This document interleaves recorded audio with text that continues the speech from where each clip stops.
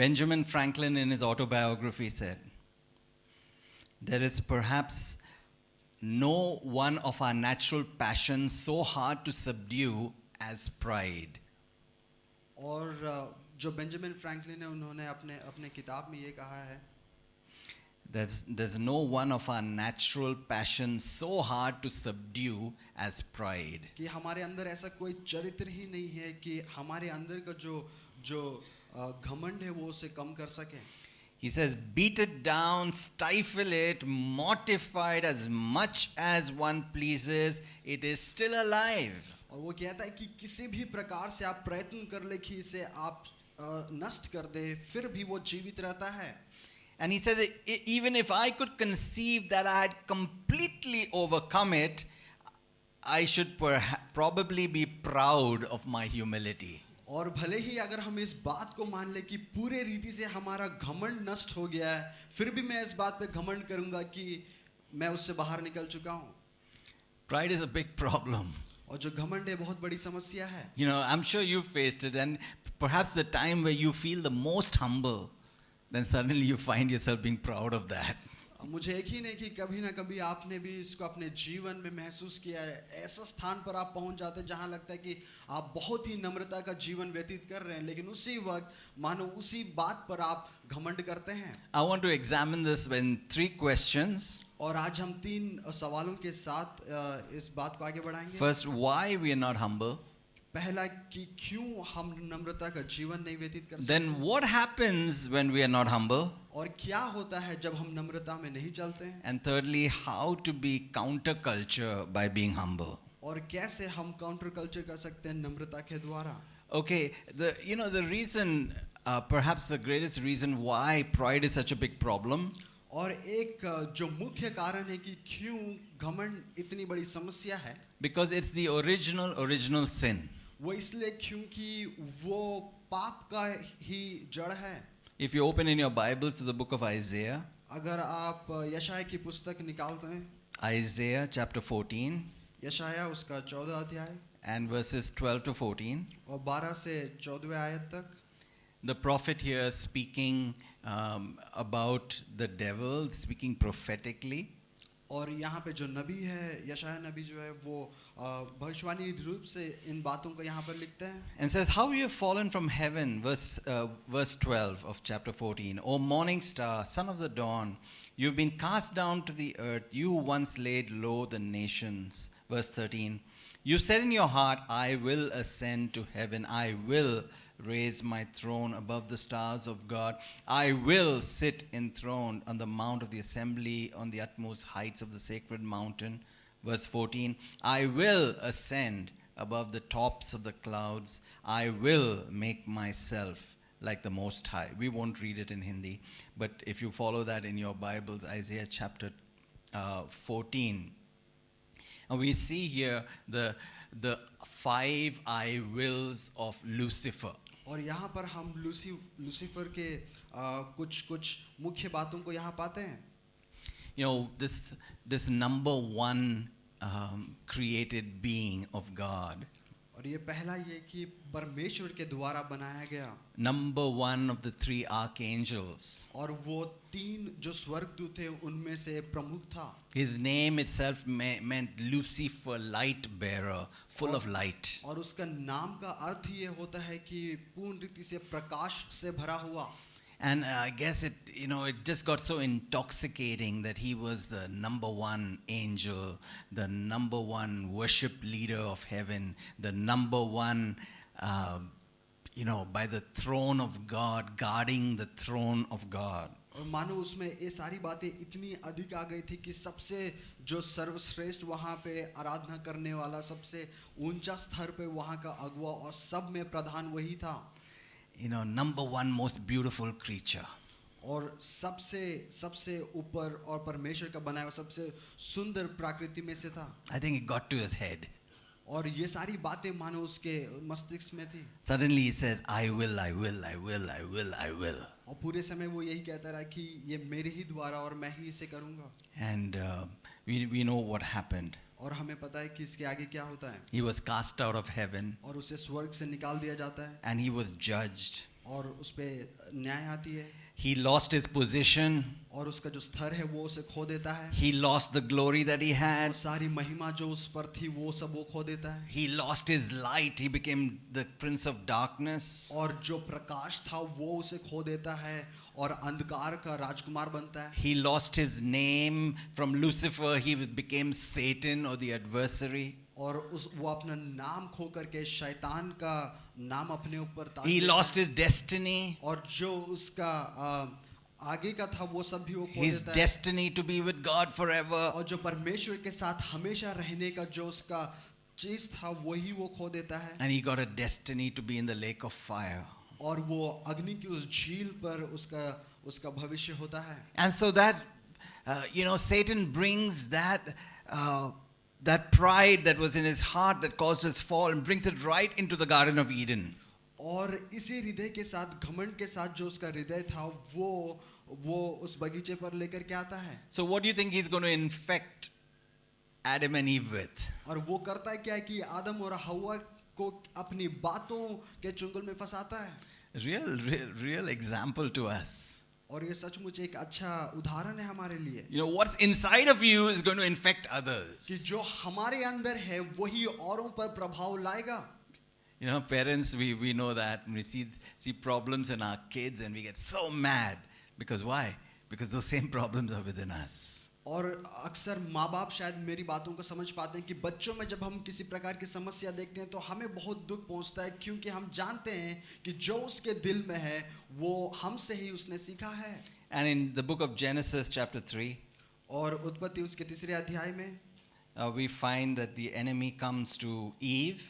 और हम पाते हैं कि यहाँ पे शैतान जो है वो हवा के पास आता है। In Genesis chapter 3 उत्पत्ति उसका 3 अध्याय and verse 4 और उसके 4 आयत से says, "You will not surely die," the serpent said to the woman, "for God knows," verse 5, "for God knows that when you eat of it, your eyes will be opened and you will be like God, knowing good and evil." When the woman saw that the fruit of the tree was good for food and pleasing to the eye and also desirable for gaining wisdom, she took some and ate it.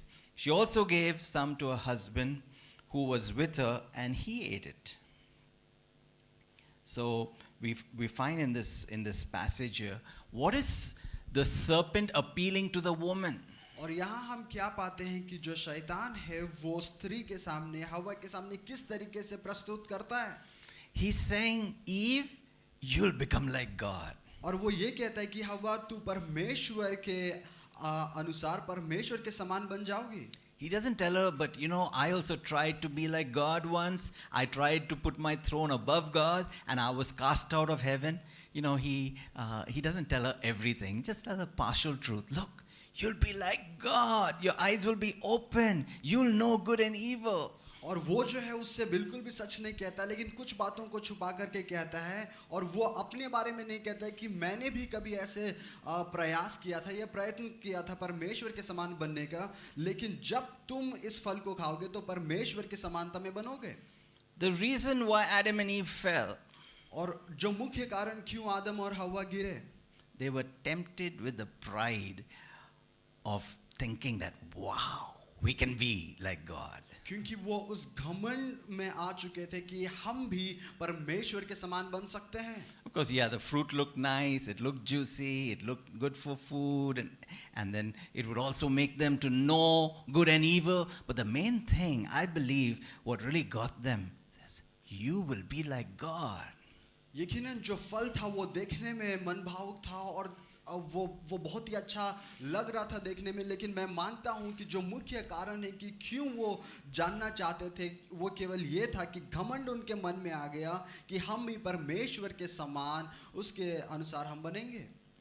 In other words, you'll be the top boss. और दूसरे शब्दों में अगर कहे तो ये कि आप ही मुख्य वहाँ पे बॉस बनेंगे। You can call the shots. और आप ही वहाँ पे प्रमुख होंगे। You don't have to listen to anyone. और आपको किसी और की सुनने की जरूरत नहीं है। You can be independent. और आप वहाँ आजाद होंगे। And that's the basic thing.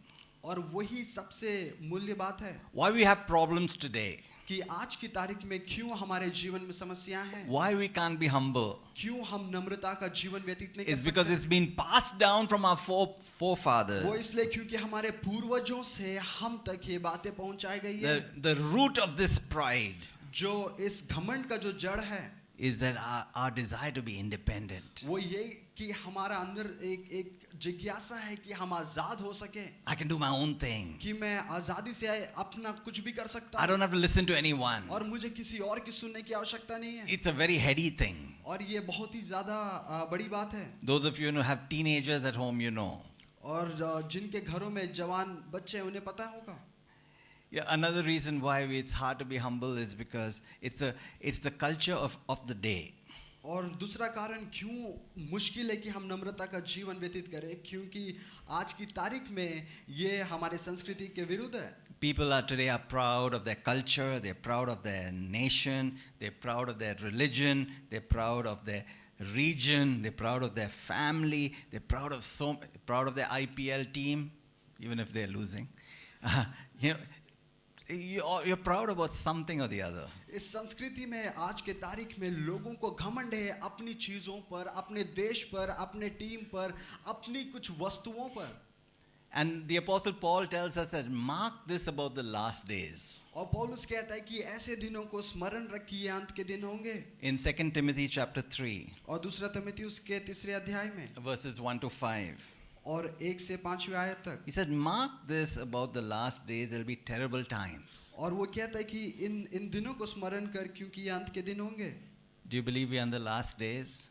क्या आप यकीन करते हैं कि हम अंत के दिनों में हैं? The way things are happening, it's really scary. जिस तरीके से संसार भर में चीजें हो रही है, सचमुच डरावना है। You know, and also some of you have been following these 4 blood moons and the fact that we are now in the Sabbath year and that's going to, the next year starting on the 13th or 14th of September is going to be the year of Jubilee and so many things happening in this world. और बहुत सारे लोग शायद अंतरिक्ष में होने वाली बातों पर भी ध्यान लगा रहे होंगे और इस बात का आशंका है कि शायद हम अंत के दिनों में हैं और संसार नष्ट होने वाला है।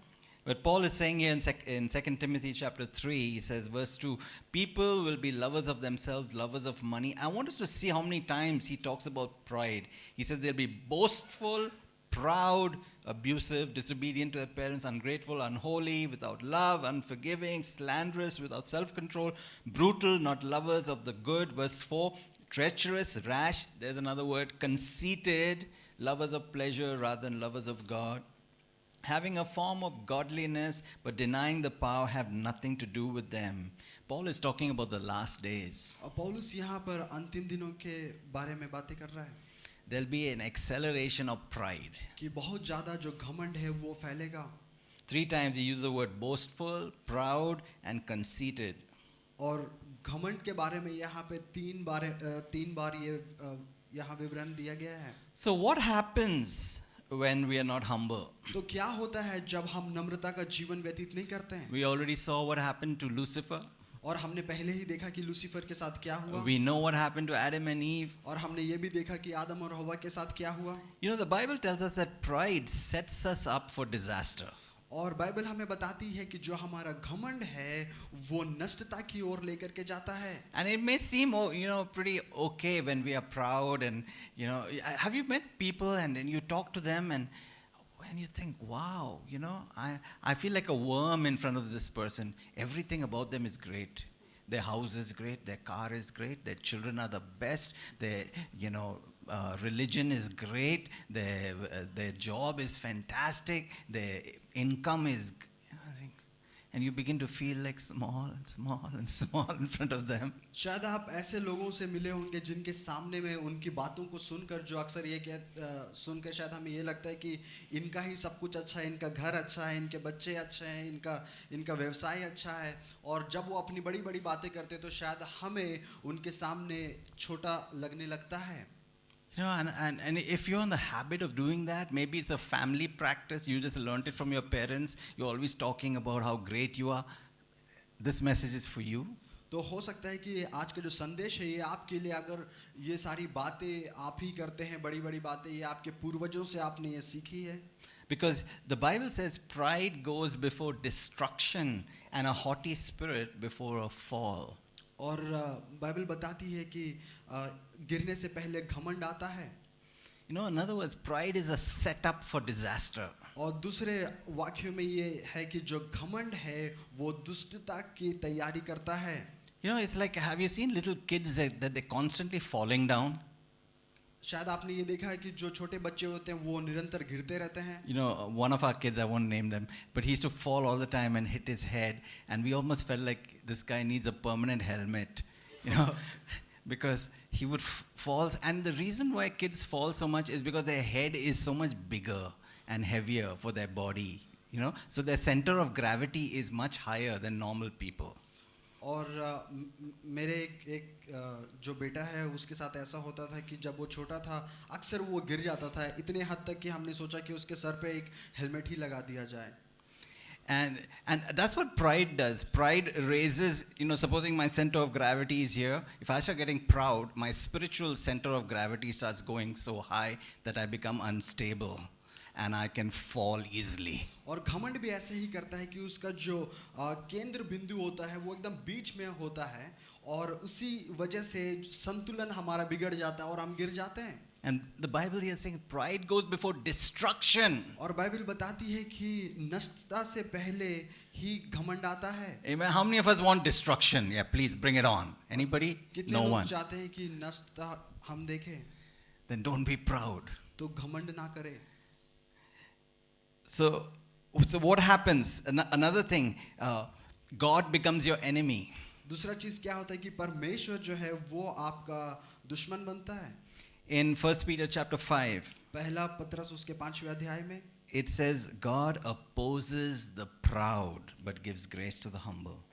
और यहाँ ये कहता है कि परमेश्वर जो है वो घमंड के विरोध में है लेकिन जो नम्रता के साथ है वो उनका आदर करता है. Peter saying, all of you clothe yourself with humility towards one another. और पत्रस ये कहता है कि अपने आप को उस नम्रता से ढक लो.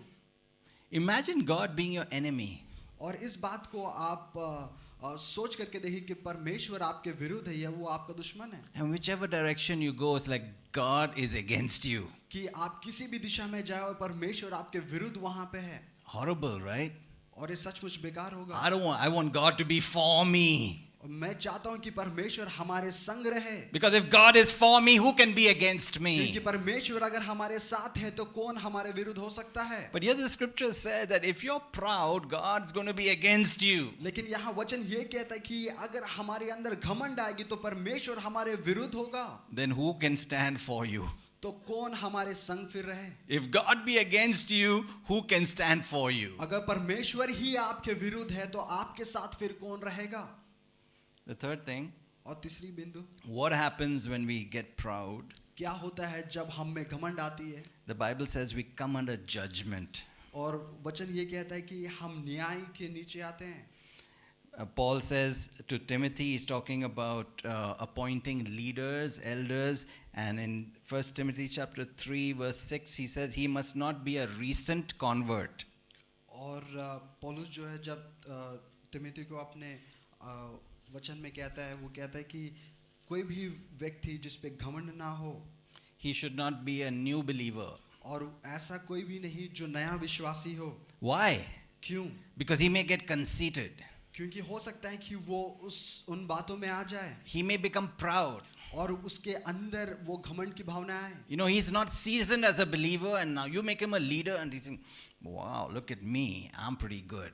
क्योंकि वो पहले से ही मसीही जीवन में मजबूत नहीं है और अगर उसे अगुवा बना दिया जाए तो शायद उसमें घमंड आ जाएगी. And he says, so he'll fall under the same judgment as the devil. और वो ये कहता है कि जो आज्ञा जो दंड की आज्ञा शैतान पे आया था वही उस पर भी आएगा. What happened to the devil? और यहाँ शैतान के साथ क्या हुआ. He was judged. और उस पे न्याय आई. Cast out of heaven. और उसे स्वर्ग से निकाल दिया गया. He's being judged today. और आज भी उस पे दंड की आज्ञा है. Amen. He's going to be judged in the future. और वो भविष्य में भी दंडनीय होगा. You know, pride will lead to continuous judgment. और जो घमंड है वो निरंतर दंड की आज्ञा में ही रखेगा. You know, there's so much talk today about this whole homosexual movement and revolution. और आज की तारीख में होमोसेक्सुअलिटी के बारे में इतना सब कुछ जो हम सुन रहे हैं, You know, and the Bible says the reason for that. और बाइबल हमें इसका कारण बताता है। Romans chapter 1 और रोमी उसके पहले अध्याय में and verse 21. और उसके पहले आयत It says 21वें आयत में, that these people, although they knew God, they did not glorify Him as God, nor did they give thanks to Him. और ये कहता है कि भले वो परमेश्वर को जाने उसके बावजूद भी उन्होंने उसे आदर और सम्मान नहीं किया। You see, that's the root of pride. और वही जड़ है घमंड का, Where we don't know God, जो हम परमेश्वर को नहीं जानते हैं, or we know Him and we don't glorify Him, या फिर जानते हैं लेकिन उसके बावजूद भी उसका आदर और सम्मान we नहीं करते। set ourselves up as God.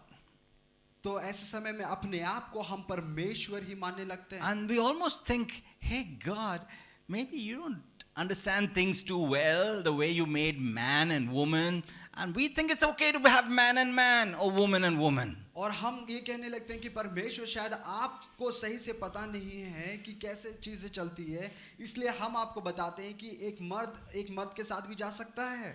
And verse 24 of Romans chapter 1 says, therefore God gave them over to the sinful desires of their hearts to sexual impurity. और इसलिए वचन यहाँ पे 24वें आयत में कहता है कि इस कारण परमेश्वर ने उन्हें उनके मन की अभिलाषाओं के अनुसार अशुद्धता के लिए छोड़ दिया। You know, when we don't submit to God, we don't worship God, we don't acknowledge Him as God, we don't revere Him as God, God gives us over to sin. तो जब हम परमेश्वर को आदर सम्मान उसकी आज्ञाओं का पालन नहीं करते हैं तो परमेश्वर हमें पाप में छोड़ देता है। It's very interesting, the Hebrew word for overweening pride, extreme pride, और जो मूल शब्द है घमंड का, in Isaiah chapter 16, और यशाया उसके 16वें आयत में it says, we have heard of the pride of Moab, he is very proud. और यहाँ ये कहा कि मोआब से हमने सुना कि उसमें बहुत ज़्यादा घमंड है। He is very proud. And that Greek word और ये जो मूल शब्द है is gay. और वो गे है। Now, I'm not saying that it's translated into English as gay, but the Hebrew word is G-E, gay, pronounced gay. और जो इब्रानी जो मूल शब्द है वो उसका अर्थ गे है। Maybe now we understand where you get this whole thing about gay pride. तो शायद अब हम समझ सकते हैं कि ये जो जिस बात पे घमंड करते हैं ये कहाँ से आती है। You know, and when we think of Sodom and Gomorrah and we think of their sin, the sin of sodomy or the sin of homosexual relationships. और सदोम और गमोरा के बारे में जब हम पढ़ते हैं और वहाँ पे जिस तरीके से पाप फैला था उसके बारे में। But what is the real sin of Sodom? लेकिन उसका जो मुख्य जो समस्या था वो क्या था सदोम? Ezekiel chapter 16 एजिकियल उसका 16वें and verse 49. और उसके 49 में Ezekiel chapter 16 and verse 49. Now this was the sin of your sister Sodom. She and her daughters were arrogant, overfed and unconcerned. They did not help the poor and the needy. और यहाँ वचन ये कहता है कि देख तेरी बहन सदोम के अधर्म यह था कि वो अपने पुत्रियों समेत घमंड करती, पेट भर कर खाती और सुख चैन से रहती थी। You know, homosexuality is not the real sin. It is a symptom of the deeper sin of pride. और जो होमोसेक्सुअलिटी है वो खुद में एक पाप नहीं, लेकिन उसमें जो घमंड है वही पाप है। You know, and that's what Romans 1 is saying. God says, because if you don't revere me as God, you don't honor me, you don't give thanks to me as God, I'll basically judge you. I'll give you over to worse sins. और यही रोमी कहता है कि अगर हम परमेश्वर को परमेश्वर करके ना माने और उसकी आराधना ना करें तो फिर जो भी मन की अभिलाषाएं हैं वो उसमें हमें छोड़ देता है। I hope you're getting really sick of pride. और मैं मानता हूँ कि आप इस बात घमंड के बारे में सोच करके बहुत ही दुख होते हैं। I don't want God to oppose me. और चाहते हैं कि परमेश्वर विरुद्ध करे। I don't want to have a fall. और हम नहीं चाहते हैं कि हम गिर जाएं। I don't want God to put me to judgment. और हम नहीं चाहते हैं कि परमेश्वर हम पर न्याय की दंड लाए। You know, I don't want pride in my life. और हम नहीं चाहते हैं कि हम पर घमंड आए। I don't want to poke my finger in God's eye. और हम नहीं चाहते कि परमेश्वर की आंखों में हम छेद करें, I don't want to act independent of God, और हम नहीं चाहते कि परमेश्वर से हम आजाद हो जाएं, doing my own thing. कि हम खुद में अपनी चीजें करें, God, I don't want your laws. I don't want your rules. I just want to do what I want. कि परमेश्वर हमें आपकी चीजें नहीं चाहिए, लेकिन जैसा हम चाहते हैं वैसे हम सब चीजें करें। It scares me that many believers live like that. और मुझे डर लगता है सोच करके कि बहुत सारे मसीही लोग ऐसे ही जीवन व्यतीत करते It's हैं। almost like saying, "Oh God, thank you for that ticket to heaven, Jesus. Oh, lovely, you died for me. But now just leave me alone. I want to live my own life." और हम में से बहुत सारे लोग ऐसे कहते हैं कि परमेश्वर वो जो स्वर्ग का आपने टिकट दिया उसके लिए धन्यवाद, लेकिन अब मैं जीवन को अपने अनुसार बिताऊंगा। How are we going to get rid of this pride? कैसे हम इस घमंड की भावना से दूर निकल सकते हैं? This insidious thing और ये जो फैलने वाला जो चीज है, just comes in when we think we are okay. और ये तभी प्रवेश करता है जब हमें लगता है कि सब कुछ सामान्य है, Or we judge ourselves, compare ourselves to someone else and say, "Oh, I'm not like him, you know. Terrible. I'm pretty good." या अक्सर हम अपने आप को दूसरों से तुलना करते हैं और हम ये कहते हैं कि मैं उसके समान नहीं हूँ, उससे मैं अच्छा हूँ या मैं उससे भला हूँ। How do we live counterculture? कैसे हम संस्कृति के विपरीत जी सकते हैं? You know, as I've already said, we need to beware of pride. और जैसे मैंने हमेशा से कहा कि घमंड के बारे में हमें जानना जरूरी है। I'm praying this morning that all of us be convicted. और आज की सवेरे यही मेरी प्रार्थना है कि हर एक जन इस बात को अंगीकार करे। You know, sometimes you confront people with their sin. The first thing is defense. No, pastor. I didn't do that. No, I didn't mean that. No, I never said that. कई बार जब हम लोगों को उनके पाप के बारे में बताते हैं, तुरंत ही लोग जो है कहने लगते हैं कि नहीं, ऐसा कभी भी मैंने नहीं कहा, मैंने ऐसा कभी भी नहीं किया। And you look at them and they think they're almost like, hey, have you just fallen from heaven? Are you some kind of angel? That you pretending that hey, we are all sinners.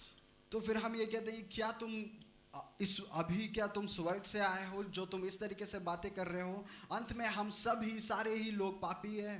Can you not let the Holy Spirit convict you? क्या आप नहीं चाहते कि पवित्र आत्मा आपके मनों को बताए? Are you just going to strut around being so proud? किस तरीके से आप इतने घमंड में जिए जा रहे हैं? Beware of pride. लेकिन अपने घमंड को पहचाने। How are we going to be counterculture? और कैसे हम संस्कृति के विपरीत जा सकते How are हैं? we going to be different from the rest of Gurgaon? और कैसे हम गुड़गांव से अलग रह सकते हैं? James tells us, humble yourselves before the Lord. और याकूब कहता है कि परमेश्वर के सामने अपने आप को नम्र करो। Hallelujah. Hallelujah. If you don't want to be humbled, then you must voluntarily say, God, I want to humble myself. अगर नहीं नम्रता आपके जीवन में आ रही है तो अपने आप से एक प्रयास करें कि परमेश्वर, मैं अपने आप को आपके सामने नम्र करना चाहता हूँ। You know, a good way is to come before the presence of God. अच्छा तरीका यह है कि उसके उपस्थिति के सामने आए। You know, that's one theme that God is keeping on my heart these days. और ये एक चीज है जो परमेश्वर मेरे दिल में ये बात को डाल रहा है That the need for all of us is to worship God. कि हम सबों की जो इस वक्त आवश्यकता ये है कि हम परमेश्वर की आराधना करें। As we minister to the Lord, और जैसे हम परमेश्वर को आराधना करते हैं, the Holy Spirit will speak to us. पवित्र आत्मा हमसे बातें करेगा। He'll show us the areas that we need to change. और वो उन क्षेत्रों को दिखाएगा जहाँ हमें परिवर्तन लाने And we की say, जरूरत God, है। I'm sorry. और हम कह सकते हैं कि परमेश्वर हमें क्षमा I करें। have sinned against heaven and I've sinned against you. मैंने स्वर्ग और तेरे विरुद्ध पाप किया है। I humble myself. मैं अपने आप को नम्र करता I हूँ। acknowledge my sin. मैं अपने पापों को अंगीकार करता हूँ।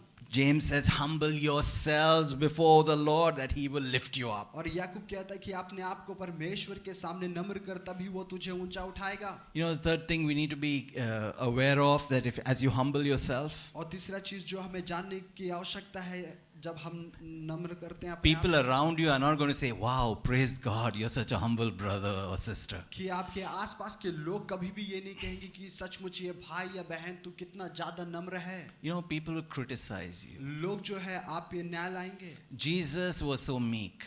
और जो परमेश्वर है वो सचमुच वो Like a lamb before the slaughter, he did not open his mouth.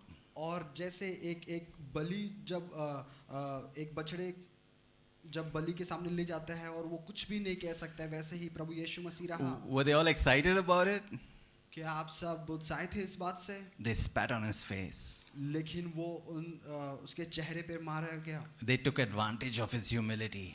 और जो उसका नम्रता था उसका लोगों ने गलत फायदा उठाया। Moses was called the meekest man in the whole world. और पूरे संसार भर में जो मूसा था वो सबसे ज्यादा नम्र कहा जाता We था। know all the problems that he had. और हमें पता है कि उसके सामने क्या समस्याएं हैं How to be humble. और कैसे नम्र हम रह You सकते got to हैं remember to give God all the glory. कि परमेश्वर को सारा श्रेय देना है। Hallelujah. Hallelujah. You know, Paul says in 1 Corinthians chapter 4 पहला कोरिन्थी उसके 4 अध्याय में पौलुस ये कहता है and verse 7. और उसके 7वें आयत में For who makes you different from anyone else? कि कौन हमें लोगों से अलग करता है What do you have that you did not receive? और हमारे पास ऐसा क्या है जो हमने नहीं प्राप्त किया And if you did receive it, why do you boast as you did not? और अगर वो कभी प्राप्त ही नहीं किया है तो क्यों ऐसे घमंड में जीते हो कि कभी हमने ले लिया है। Amen. आमीन। Can you just say that this morning? Everything I have, I've received from God. क्या हम ये कह सकते हैं कि आज के सवेरे जो कुछ भी हमारे पास है वो परमेश्वर का दिया हुआ Again, है। everything I have, जो कुछ भी मेरे पास है I've received from God. मैंने परमेश्वर से प्राप्त किया। Hallelujah. Hallelujah. So who should be getting the glory? तो सारा महिमा किसे मिलनी चाहिए? You know, Paul is saying that then why, and if you did receive it, why do you boast as you did not? और ये कहता है कि अगर तुमने प्राप्त ही नहीं किया तो क्यों ऐसे घमंड में जीते हो I'm a self-made man. कि मैं खुद का बनाया हुआ व्यक्ति हूँ। Sure. Who gave you breath to breathe? भाई आपको सांस लेने के लिए सांस किसने दिया? हवा किसने दिया है? Who let your heart beat? और किसने आपके दिल की धड़कन को Who gave you धड़कने दी? life? और किसने आपको जीवन दिया? I'm a self-made man. और हम ये कहते हैं कि मैं खुद का बनाया हुआ व्यक्ति हूँ। Sure, you worked hard, यकीनन आपने बहुत मेहनत करके कार्य किया है but God gave you the increase. लेकिन परमेश्वर ने बढ़ोतरी दी है। God blessed the work of your hands. परमेश्वर ने आपके हाथ के कार्यों को आशीषित किया है। Everything you have हर एक वस्तु जो आपके पास है comes from Him. वो परमेश्वर की ओर से है। So let him who boasts तो वो उस पे घमंड करे boast in the Lord. तो केवल परमेश्वर पे करे। Hallelujah. Hallelujah. No boasting in myself. अपने ऊपर कोई घमंड ना करे। That anything I want to be proud of किसी भी चीजों पर हम घमंड नहीं करें। is the Lord. अगर करना है तो केवल परमेश्वर पे That He chose me. कि उसने हमें चुना है। I don't know why. मुझे नहीं पता There's क्यों so many people better in Gurgaon. बहुत सारे भले लोग गुड़गांव शहर में Why हैं, did God choose me? लेकिन परमेश्वर ने केवल मुझे क्यों चुना? I don't know. I give Him all the glory. मुझे नहीं पता लेकिन मैं सारा आदर महिमा परमेश्वर को देता हूँ। Sometimes I think if I were God, I would not have chosen me. कई बार मुझे लगता है अगर मैं परमेश्वर होता तो मैं अपने आप को नहीं चुनता But God chose me. लेकिन परमेश्वर ने हमें चुना I है। give Him all the glory. मैं सारा आदर महिमा उसे देता Hallelujah. हूँ। I want to hallelujah. close with this scripture. और एक और आयत के साथ हम The book समाप्त of करेंगे। Jeremiah, और यिर्मयाह की पुस्तक chapter 9. Jeremiah chapter 9. और यिर्मयाह की पुस्तक उसका 9वां अध्याय Jeremiah chapter 9, verse 23 and 24. This is what the Lord says. Let not the wise man boast of his wisdom, or the strong man boast of his strength, or the rich man boast of his riches. Verse 24. But let him who boasts boast about this, that he understands and knows me, that I am the Lord who exercises kindness, justice, and righteousness on earth. For in these I delight, declares the Lord. और वचन ये कहता है कि बुद्धिमान अपनी बुद्धि पर घमंड ना करे, ना वीर अपनी वीरता पर, ना धनी अपने धन पर घमंड करे, परंतु जो घमंड करे वह इसी बात पर घमंड करे कि वह मुझे जानता और समझता है कि मैं ही वह यहोवा हूँ जो पृथ्वी पर करुणा, न्याय और धर्म के काम करता हूँ। Let's stand this morning.